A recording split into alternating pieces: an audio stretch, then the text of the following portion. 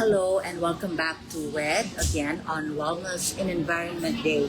And now I'm here at the page of the Wellness for Peace Education on climate change.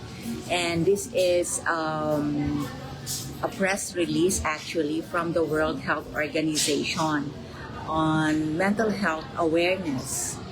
And the focus is bipolar disorder, understanding and knowing the signs, causes, and cure of bipolar disorder. Okay, so I hope you can hear me clearly. I am outside because this is the concept of the WED, the Wellness in Environment Day, that wherever we are or wherever I am, I will do the WED live together with the crowd. That's why there are voices around and there are also noise. I hope you can still hear me clearly. Okay, so I will tell you what is this mental health awareness on bipolar disorder. Okay, bipolar disorder is a mental health condition that affects a person's mood, energy, activity, and thought, and is characterized by manic or hypomanic and depressive episodes. An estimated 40 million people live with bipolar disorder worldwide. Bipolar disorder is associated with significant disability and difficulties in many areas of life. Many people with bipolar disorder are misdiagnosed or untreated and experience discrimination and stigma. There are a range of effective care options which combine medicines and psychosocial interventions to help people with bipolar disorder stay well. So this is the overview. In 2019, approximately 1 in 150 adults, 14 million people, or 0.53% of the global population were living with bipolar disorder. Wow, this is many. Am I correct? Right, 40 million people, which is 0.53% of the global population has or is living with bipolar disorder. The condition is primarily observed among working age people but also in the youth. While the prevalence of bipolar disorder among men and women is approximately equal, available data indicate that women are more often diagnosed. So worldwide, the treatment coverage for people with bipolar disorder is low. Both men and women are often misdiagnosed.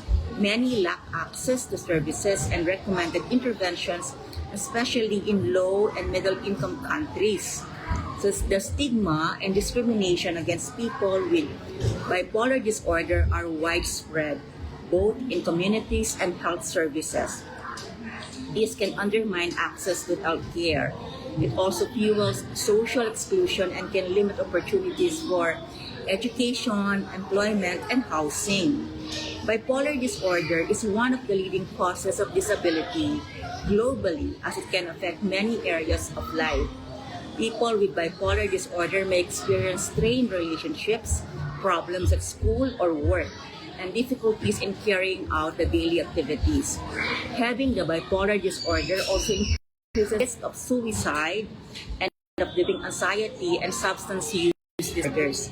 So people with bipolar disorder are more likely to smoke, use alcohol, have a physical condition such as the cardiovascular or respiratory diseases, and experience difficulties in accessing health care. On the average, people with bipolar disorder die more than 10 years earlier than the general population. So what are the symptoms and turns of this bipolar disorder? It is a mental condition characterized mood swings from one extreme to another. So during the episode, the person experiences a high mood with lots of energy, feeling very happy, overactive. They may have euphoria, sudden mood, or an excess of emotion, uncontrollable laughing, or more irritable, agitated, or restless than usual. So in manic episodes, the changes in mood and activities accompanied by other characteristic symptoms, which may include the following: highly inflated sense of self-worth or the self-esteem, taking quickly and rapidly shift one idea to the next, having trouble concentrating and easily distracted, this need to sleep, or risk-taking behavior, for example, overspending, risky activity, drinking, or harming oneself or others, and mistaken grandiose or persecutory beliefs in something that such that I am very person or my neighbor, this is on me. So there's kind of a little bit of paranoia. On the contrary, during a depressive, a person experiences a depressed mood, feeling sad, irritable, empty. They may feel a loss as to pleasure in activities that they had clean and enjoy. Other symptoms of bipolar disorder also include the fun, poor concentration, excessive guilt or low self, hopelessness about the future, thoughts about dying or suicide, disrupted sleep, changes in appetite or weight, very tired or low in energy, and a depressive episode is the mood fluctuations from most people. So it is different from mood fluctuations because the symptoms of the day nearly every day 2 weeks. So it is consistent. If you are experiencing this, or if you know you are experiencing this kind of symptoms that is already ongoing for 2 weeks, then you can have a doctor's appointment if they are suffering from this.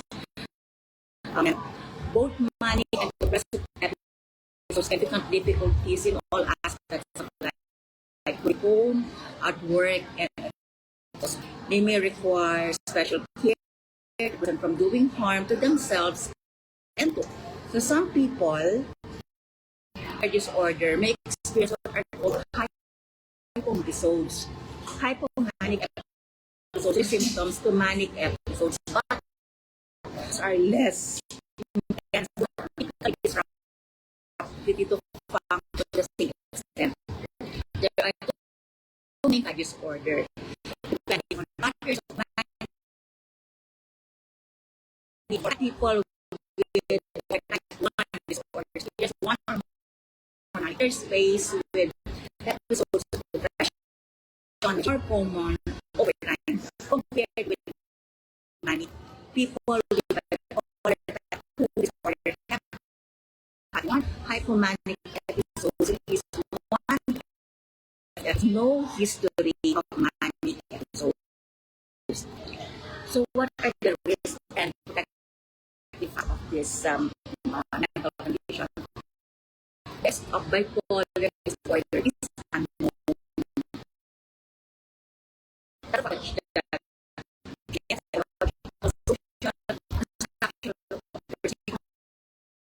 Trajectory and outcomes. So the first are life or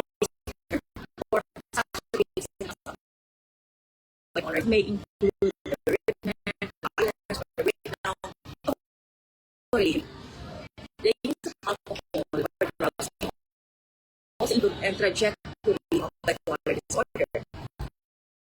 Or can be a source of stress for people living with her. It can also be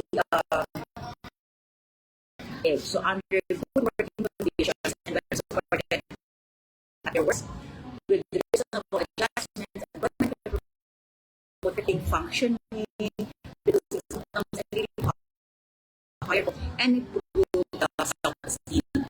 So for bipolar disorder, for people with other mental condition, even though recovery appropriate care, people with bipolar disorder and there's meaningful and productive lives. are effective treatment options with medicines and psychosocial interventions. That is essential for treatment, but themselves are usually is to achieve full recovery. So people should be treated with respect and dignity and should be meaningfully involved in during true shared decision making and care, balancing and in the differences. Sorry, please always mental health awareness to other respect to those who are having this mental. So the medicines, people with bipolar this treatment and care across acute anemia and depression and when indicated long term to prevent the relapse. Medicines and antipsychotics are manage acute mania. Description